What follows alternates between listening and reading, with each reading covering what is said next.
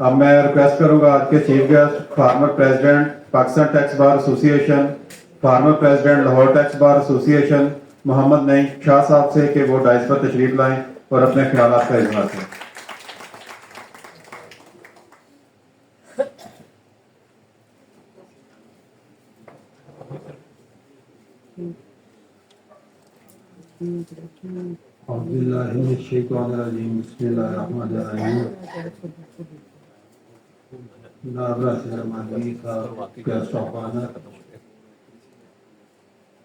कामरान भलीम साहब acting president, doctor Hamid साहब secretary, शाम गुजर साहब फाइनेंस सेक्रेटरी, निशान ताहिर साहब जॉइंट सेक्रेटरी, एहसन मीरत साहब, respected members of tax bar association, ladies and gentleman,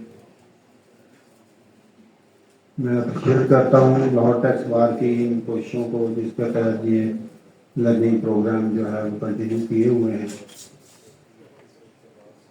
tax practice में जिस तरीके से डेली बेसिस पे चेंजेस आ रही हैं, जिस तरीके से जो है वो नई नई चीज़ें इंट्रोड्यूस करा रहे हैं, तो ये लर्निंग प्रोग्राम जो है वो बहुत ज़रूरी हैं कि इनको जारी रखा जाए और जो भी डे टू डे चेंजेस या लॉज या जो भी इंट्रोडक्शन हो रही है वो मेंबर्स के नोटिस में आती है।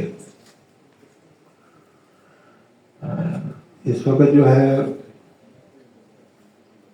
टैक्स रिटर्न फाइलिंग का सीजन है और एफबीआर का आईआरएस सिस्टम जो है वो ठीक तरीके से वर्क नहीं कर रहा, काफ़ी प्रॉब्लम्स आ रही हैं।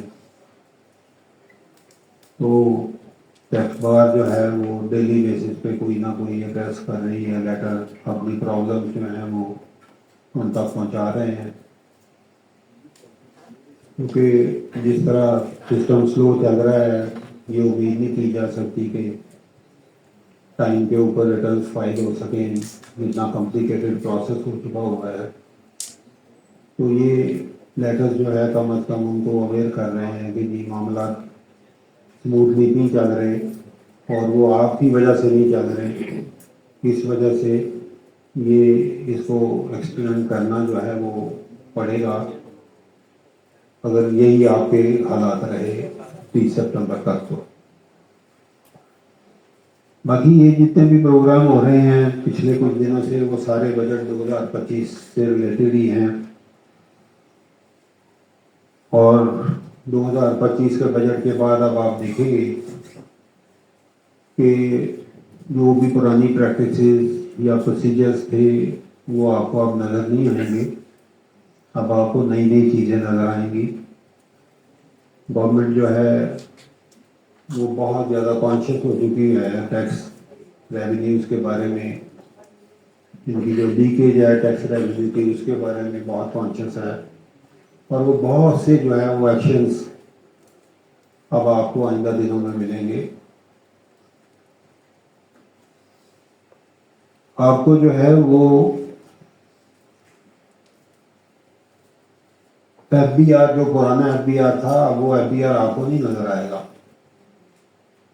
वजह ये है कि अब एफबीआर के हाथ में वो पावर्स नहीं हैं जो पहले आज से कुछ साल पहले थी या कुछ वक्त पहले थी।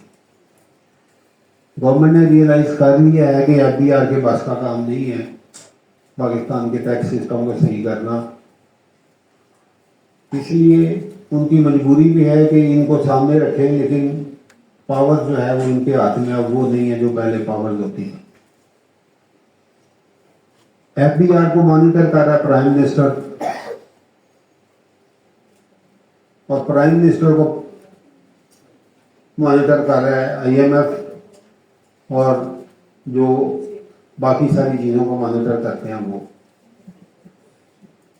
और इसका इम्पैक्ट क्या होगा कि अब ये जो फील्ड फॉर्मेशन में आपको ये जो नज़र आती थी ना बहुत सी चीज़ें, वो बहुत सी चीज़ें आपको नहीं होती नज़र आएंगी।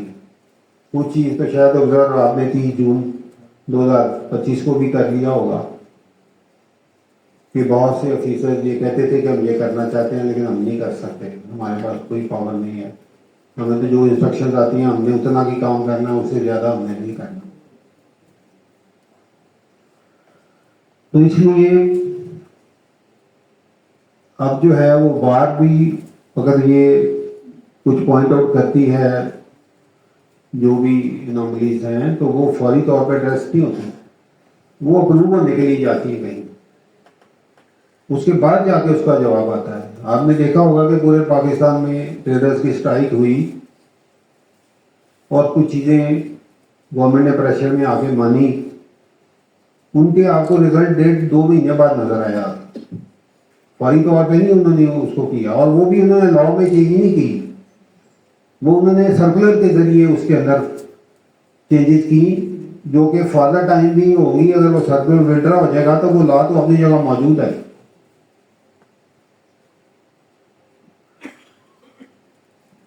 अब आपको फ्यूचर में टैक्स पेयर्स के ऊपर प्रोसिक्यूशन भी नजर आएंगी, FIA की केस भी नजर आएंगे, टैक्स मैन के ऊपर भी प्रोसिक्यूशन, जो भी उनके डिसिप्लिनरी एक्शन है वो नजर आएंगे, उनके ऊपर भी FIA नजर आएगी, और टैक्स कंसल्टेंट को भी इनका जवाब देना होगा कि आप तो एक्सपर्ट हैं, आपने ये क्या किया। इसलिए वो जो पुरानी बातें थी उनको आपको अब रिव्यू करना पड़ेगा, और पहले अपने आप को सिक्योर करना पड़ेगा, उसके बाद जाके अपने टैक्स पेयर को सिक्योर करना पड़ेगा। और ये भी नहीं है कि आप रिटर्न जो हैं वो खाली रिटर्न भर दी, कल को आपको पूछे जी आपने ये रिटर्न फाइल किया, क्योंकि टैक्स पेयर तो जाके कहता है जी मुझे क्या पता, मेरे तो वकील साहब हैं, उनको पता होगा सारा कुछ। अब ये सारी फिगर्स जो हैं वो तो टैक्स पेयर की फिगर्स हैं, ये तो उसने मुझे कम्युनिकेट कर दी है, जो मैंने आगे उसको एक फॉर्मल शक्ल के अंदर फाइल करना है। और अगर मुझे कोई बुला के पूछे कि आपके पास फिगर कहाँ से आई, तो मेरे पास कोई तो एविडेंस होना चाहिए जिससे मैं ये कहूँ कि भाई मुझे तो ये जो इन्फॉर्मेशन पास हुई मैंने वो इन्फॉर्मेशन आगे फॉरवर्ड कर दी, ये इन्फॉर्मेशन तो मुझे तो टैक्स पेयर से आई।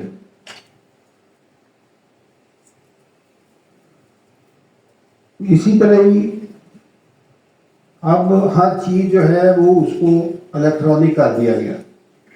आपकी जो परचेजेज हैं वो तो ऑलरेडी पिछले सालों में थ्रू सिस्टम परचेज हो सकती है, सिस्टम के बगैर कोई परचेज नहीं हो सकती। इस बजट के अंदर इन्होंने सेल्स को भी सिस्टम के थ्रू कर दिया कि अब हर इनवॉइस जो बनेगी वो थ्रू सिस्टम बनेगी, और FDR से इंटीग्रेटेड होगी, जैसे परचेजेज इंटीग्रेटेड है तब जाके इनवॉइस इश्यू होगी।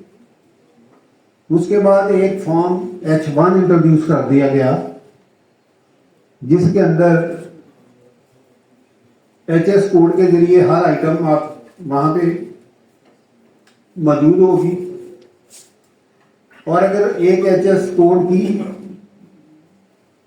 परचेज ही मौजूद नहीं है तो आप सिस्टम कहता आप सेल कैसे कर सकते हैं उसको, जो कि पिछले सालों में मोस्टली लोग लकड़ी खरीदते थे और लोहा बेची जाते थे, क्योंकि वो सिर्फ फिगर जो है वो देखनी होती थी कि इसके बाद जितना इनपुट पड़ा हुआ है वो इनपुट जो है वो आउटपुट की शक्ल में खरीदी लकड़ी बेच दिया लोहा। तो वो अब ये चीजें नहीं हो सकेंगी। आपका H1 जो है वो आपकी स्टॉक इन्वेंट्री है, और जब आप रियल टाइम में मंथली ये करते जा रहे हैं तो एक साल के बाद जो है वो आपको या तो आपके प्रॉफिट्स इतने ज्यादा हाई आ जाएंगे कि जब आपने सिस्टम पे दे दिया तो इतने प्रॉफिट्स हाई आ गए तो आप अवॉइड कैसे कर सकते हैं। पहले तो हम उसके अंदर कोई एडजस्टमेंट कर लेते थे, प्रॉफिट्स कम कर लिए, अपने मुताबिक कर लिए, जितना टैक्स देना उतना कर लिए। अब अगर आपका इतना ज्यादा प्रॉफिट आ रहा है सिस्टम में तो आप उसको अवॉइड नहीं कर सकते। अब आपने टैक्स पे करना ही करना है यानी के, क्योंकि आपका प्रॉफिट आपकी ऑनलाइन सिस्टम ने आपके प्रॉफिट निकाल दिए हुए हैं, अब आप उसको विड्रॉ नहीं कर सकते। इसी तरह ही या ये होगा कि आपके इतने लॉसेज आ जाएंगे कि आपका सारा जो कैपिटल है वो वाइप ऑफ हो जाएगा, वो आप लॉसेज विड्रॉ नहीं कर सकते। जो आपने सिस्टम में दे दिया वो तो आपने उसको या टैक्स पे करना है या जो उसकी भी कॉन्सिक्वेंसेज है वो आपने बेयर करना है। इसलिए अब हमने क्या करना है?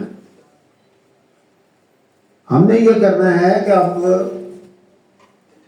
अच्छा होता क्या है? होता ये है कि हमारे जो भाई हैं अगर नोटिस ना आए तो तब भी परेशान हो जाते हैं कि यार को नोटिस ही नहीं आ रहा, और अगर नोटिस आ जाए तो तब भी परेशान हो जाते हैं, यारों मेरे क्लाइंट को नोटिस आ गया है। और तब भी परेशान है कि देखो जी 70% प्रैक्टिस तो टैक्स एम्प्लॉइज कर रहे हैं, अनक्वालिफाइड बंदे कर रहे हैं। अब अगर वो टेक्निकल बना रहे हैं, उसको टेक्निकल कर रहे हैं, तो तब भी परेशान हो रहे हैं। भाई टेक्निकल होगा तो ये बंदे वाइफ ऑफ होंगे ना। आप तो क्वालिफाइड बंदे हैं, आप मेहनत करें, आप समझे चीजों को। जब इनके पास का काम नहीं होगा तो नेचुरली वो सारा काम किधर जाएगा? क्वालिफाइड बंदों के पास जाएगा। तो इसलिए अब हमें ये चाहिए कि देखें इसके अंदर टैक्स लॉ के अंदर सारा मैटर जो है, बहुत सारा पोर्शन अकाउंटिंग का है। अगर एक टैक्स कंसल्टेंट कहता है मुझे अकाउंटिंग ही नहीं आती, तो फिर वो प्रैक्टिस नहीं कर सकता। अब जो सिस्टम है जिस तरह चीजें बना दी गई हैं, बगैर अकाउंटिंग के वो नहीं समझ सकता टैक्स लॉज को। इसी तरह अगर एक आईटी एक्सपर्ट नहीं है तो वो भी टैक्स कंसल्टेंसी नहीं कर सकता। अगर वो रिप्रोड्यूस नहीं कर सकता सारे डाटा को, जो अकाउंटिंग डाटा है वो रिप्रोड्यूस नहीं कर सकता, तो उसने क्या प्रैक्टिस करनी है? इसी तरह टैक्स लॉज की जो है वो नॉलेज, इसी तरह जो है वो जजमेंट्स ऑफ द कोर्ट्स। तो अब काम तो बहुत ज्यादा आ जाएगा, लेकिन हमारे अंदर भी तो इतनी कैपेसिटी होनी चाहिए ना कि अब हम उस काम को जो है वो अब्जॉर्ब कर सकें। अब तो जब प्रोसिक्यूशन शुरू होगी तो सीआरपीसी भी आपको देखनी पड़ेगी और एफआईए के लॉ भी देखने पड़ेंगे, और ये सारी चीजें समझने से पहले आपने अपने आप को सिक्योर करना है। अब आपको भी पूछा जाएगा बुला के, जितनी जो इन्होंने अमेंडमेंट्स कर दी हैं 2025 में, जितना इन्होंने टैक्स सेल्स टैक्स में सेल्स फ्रॉड को जो इन्होंने एक्सपेंड कर दिया है, वो तो हर आदमी जो है वो उसके अंदर आ जाता है। आप ऊपर देखें तो टैक्स फ्रॉड, नीचे देखें टैक्स फ्रॉड, साइड में देखें टैक्स फ्रॉड। तो इन चीजों में सबसे पहले जो है वो हमने अपने आप को सिक्योर करना है और अपने आप को एक्सपर्ट करना है। हमारी कमांड होगी हमारी तो हम ये सारे मामला कर सकेंगे। हमारी अपनी कमांड ही नहीं है तो फिर ना तो हम अपने आप को सिक्योर कर सकेंगे, ना अपने क्लाइंट को सिक्योर कर सकेंगे। तो ये सारी चीजें जो है वो देखनी है, और ये सारी चीजें जो है इसी के ऊपर बार का फोकस है कि भाई ये पॉइंट बाय पॉइंट ये सारी अपने दोस्तों को, मेंबरों के सामने ये रखी जाएं, और इसके ऊपर हमारी भी तैयारी हो, और हम अपने आप को भी सिक्योर करें, अपने क्लाइंट्स को भी सिक्योर करें। तो इन्हीं गुजारिशात के साथ मैं आपसे इजाजत चाहता हूँ। अल्लाह आपका हामी नाज़िर हो। Allah bless you. Thank you very much.